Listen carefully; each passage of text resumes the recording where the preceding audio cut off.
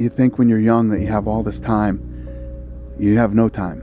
There's no time. I mean, one of the quotes on the wall in the gym in there is, there is no tomorrow, from Rocky 3. Tomorrow. Tomorrow. There is no tomorrow.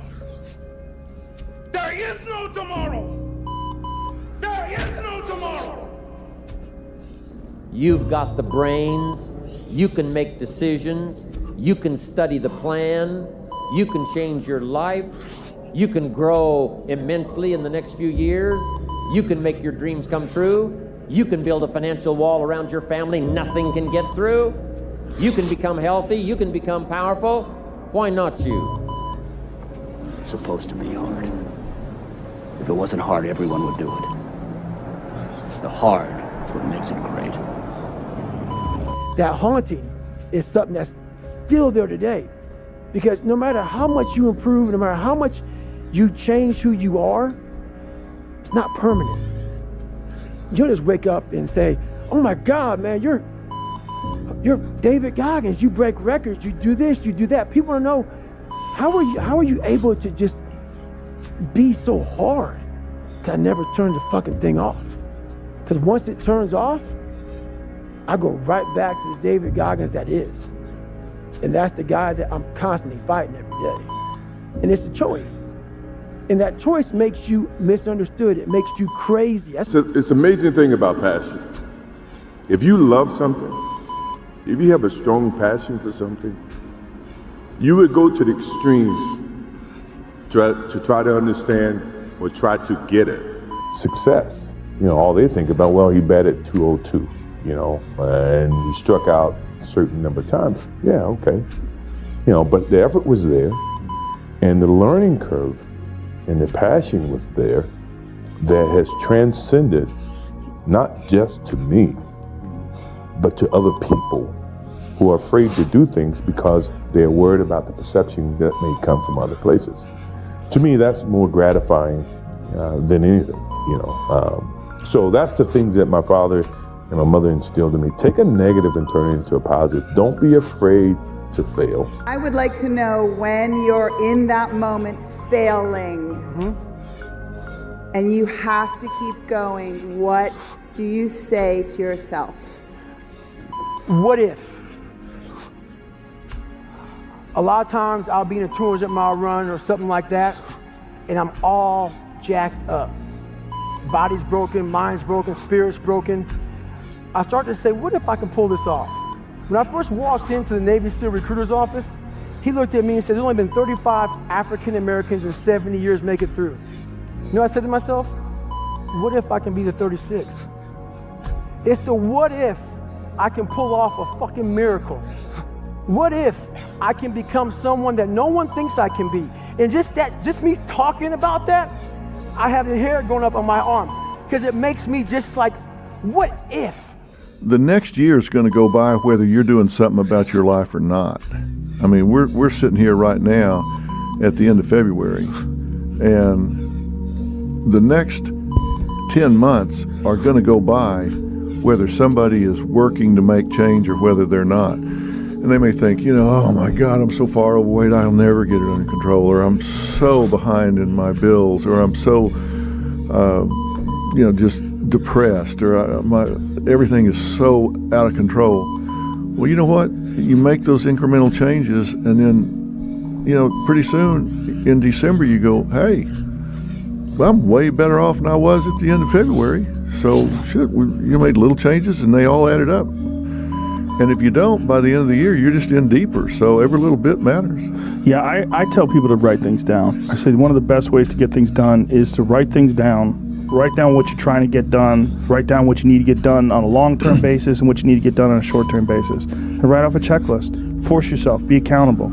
Yeah, the difference between a dream and a goal is a timeline and accountability. Yeah, accountability is gigantic. You got to have somebody, whether it's yourself or a friend or somebody that's going to say, look, did you do what you said you were going to do by this time? And if you don't, hold your feet to the fire. Because, just sitting around dreaming someday, someday I'm going to get a different job. Someday I'm going to change this. Well, someday ain't a day of the week. You know, there's Monday, Tuesday, Wednesday, Thursday, Friday, Saturday, Sunday. Look on your calendar. Some days not on there. So you got to say, okay, I'm going to take this small step by here, this small step by there, this small step by there, and then pretty soon, you know, we don't leap tall buildings in a single bound. We take it a floor at a time. And then you put a goal in your mind. How are you going to feel, man, when you accomplish this goal coming from that shit? Coming from the fucking hell you came from. A lot of people start from a good starting point. They have a good foundation. What if you can surpass all of these motherfuckers? What if everybody who was fucking way up here started up here, and you started with no legs. You had to grow fucking legs to even start walking, and then crawling, and then running, and then you start passing people with all this given to them. I had to use all this negative shit that was making me weak and horrible as a person. I had to use this as the power that's now fueling me. I had to flip it on its head and say, hold up. This might be exactly what I need. You can't wait for everything to be perfect to start living your life. Because I bet that's what I've done. My whole life has been like that.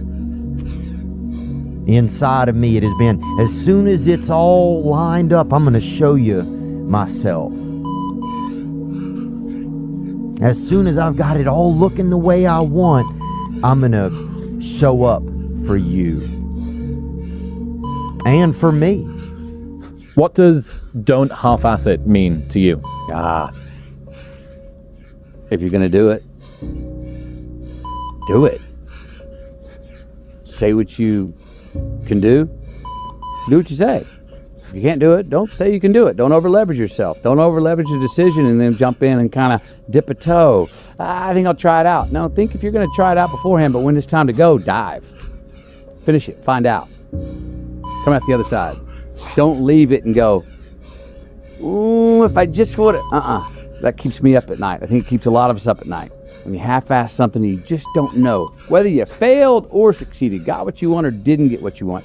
Finding out and looking in the mirror and going, I didn't half-ass it. I went all the way. I found out. And that ain't for me. Or I found out and you damn right that is for me.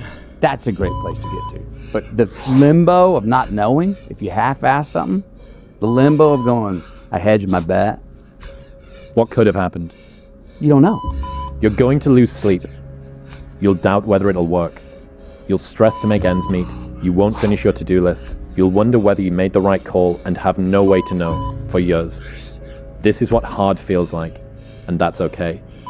Everything worth doing is hard, and the more worth doing it is, the harder it is.